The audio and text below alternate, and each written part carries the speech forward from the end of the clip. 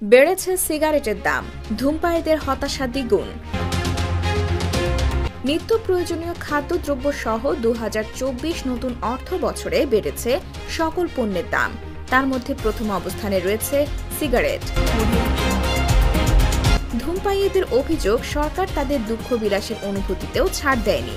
কেউ হতাশায়, কেউ বা নেশায়, আবার কেউ মনের কষ্ট দূর করতেও ধূমপান করে থাকেন।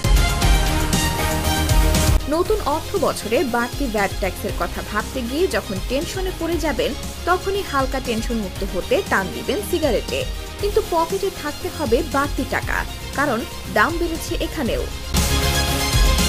কর্তৃপক্ষ বলছে ধূমপান স্বাস্থ্যের জন্য ক্ষতিকর, তাই রাজস্ব আয় বৃদ্ধিতে বাড়ানো হয়েছে সিগারেটের মূল্য। বাড়তি দামের কারণে স্বল্প পরিসরে ধূমপান করে ধূমপায়ীদের স্বাস্থ্য সেবা নিশ্চিতের লক্ষ্য ছিল মূল্য বাড়ানোর একটি কারণ।